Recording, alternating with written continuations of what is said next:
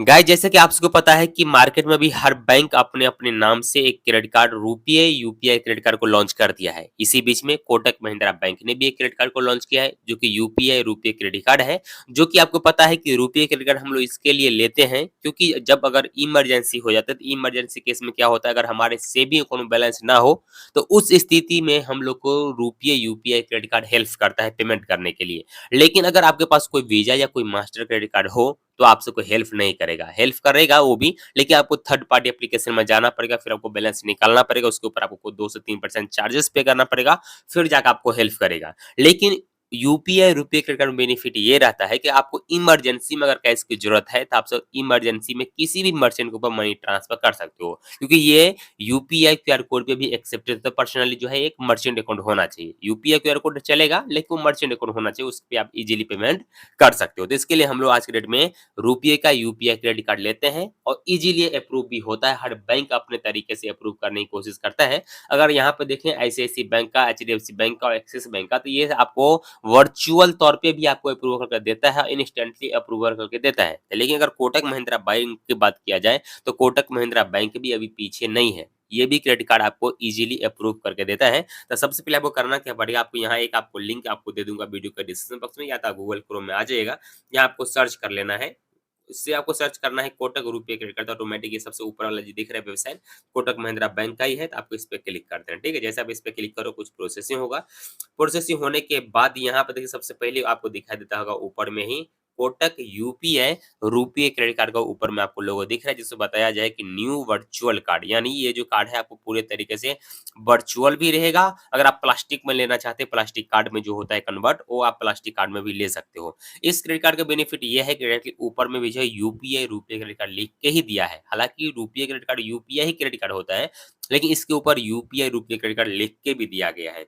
सबसे पहले अगर मैनेज की बात किया जाए तो मैनेज में आप देखेंगे तो आपको एप्लीकेशन कोटक महिंद्रा बैंक का कोटक 811 एप्लीकेशन को यूज करना पड़ेगा। वहीं से e commercial transaction, online transaction, international transaction के साथ साथ अपने कार्ड का बैलेंस को भी कंट्रोल कर सकते हो, कार्ड को व्यू भी आप यहाँ पे देख सकते हो। इसके लिए आपको कोटक मोबाइल बैंकिंग एप्लीकेशन को यूज करना पड़ेगा। उसी में आपको सब तरह का ट्रांजेक्शन आपको यूज करना है तो यूज कर सकते हैं, अगर आपको नहीं यूज करना रहेगा तो आप उसको नहीं भी यूज कर सकते हैं। लेकिन यहाँ पे देखिए सबसे पहले बताया गया है कि अगर आप रुपए क्रेडिट कार्ड लेते हो तो आप किसी भी थर्ड पार्टी एप्लीकेशन में लिंक कर सकते हो, और लिंक करने के बाद आप जितना भी पेमेंट करना है पेमेंट कर सकते हो। जितना आपको रुपए क्रेडिट कार्ड में लिमिट मिलेगा उतना लिमिट का आप इजीली यूज कर सकते हो। ठीक है, तो इसके लिए हम लोग ये क्रेडिट कार्ड लेते हैं। अगर रिवॉर्ड की बात किया जाए तो रिवॉर्ड भी आपको यहाँ पे मिलेगा, जो कि ई कॉमर्शियल ट्रांजेक्शन के ऊपर, या अगर मान लीजिए कि अगर आप शॉपिंग करते हैं 10,000 का, तो उसके ऊपर भी आपको यहाँ पे जो है रिवॉर्ड पॉइंट मिल जाएगा। यानी शॉपिंग करने के ऊपर भी आपको रिवॉर्ड पॉइंट मिलेगा, तो आप इसको भी यूज कर सकते हैं। रिडीम करने की अगर बात किया जाए तो रिडीम आप इजीली जब आपका बिल जनरेट होगा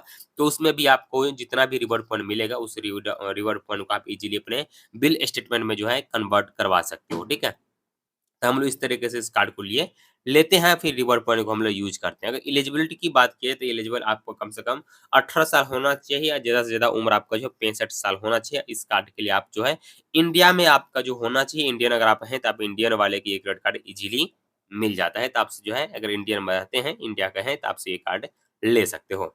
अगर फी के बारे में बात किया तो ज्वाइनिंग फी भी इसका 0 रखा गया है, एनुअल फी भी इसका 0 रखा गया है। यहाँ पर दिखाया गया है ऐड ऑन कार्ड के बारे में दिखाया गया है, तो नॉट एप्लीकेबल, यानी आप इस क्रेडिट कार्ड में ऐड ऑन कार्ड नहीं ले सकते हैं। जैसे कि आपका वीजा और मास्टर कार्ड में होता है कि अगर अपनी फैमिली मेंबर में किसी के नाम से क्रेडिट कार्ड लेना चाहते हो तो आप सब ले सकते हो।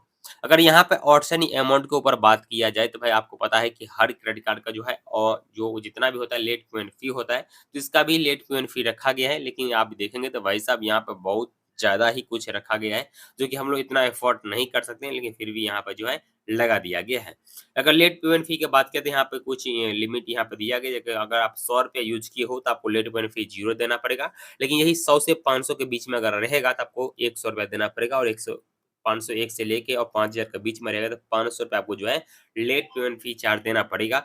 यहीं पर जो 50,000 तक का दिया गया है, आप 50 से ऊपर जो भी रहेगा तो आपको पता है कि ₹1,200 50,000 के ऊपर लगता है, तो आप जोड़ते जाइएगा भाई भाई साहब कितना आपका लगने वाला है। यहाँ पे अगर आप बिल पेमेंट करने के टाइम पे अगर आप ऑटो पेमेंट सेट करके रखे हो, अगर किसी कारणवश अगर आपका जो है बिल पेमेंट नहीं हुआ ऑटो पेमेंट से, तो आपको 2% जो है चार्जेस लगा दिया जाएगा आउटस्टैंडिंग अमाउंट के ऊपर, ठीक है? ऊपर से साढ़े 400 रुपया का अमाउंट अलग से आपको लगा दिया जाएगा। तो फिर आप इस तरीके से देख लीजिएगा भाई, अगर आपको ऑटो सेटअप करवाना है तो अपने अकाउंट में बैलेंस ज़रूर रखिएगा।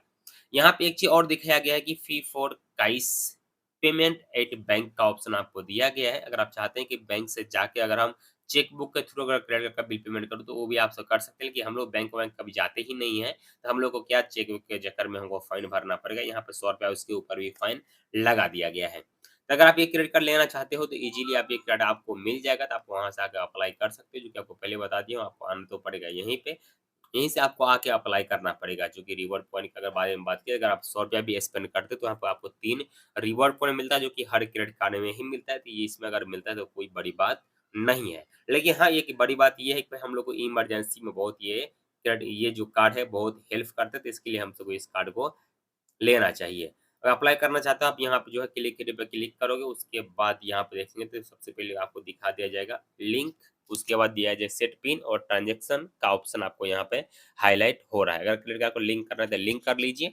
इसके अलावा सेट पिन करना है तो आप सेट पिन भी कर सकते हो। ये क्रेडिट कार्ड में जितना भी लिमिट मिलता है टोटल आपको 50 दिन के लिए लिमिट मिलता है। आप 50 दिन तक क्रेडिट कार्ड का बैलेंस को फ्री में यूज़ कर सकते हो।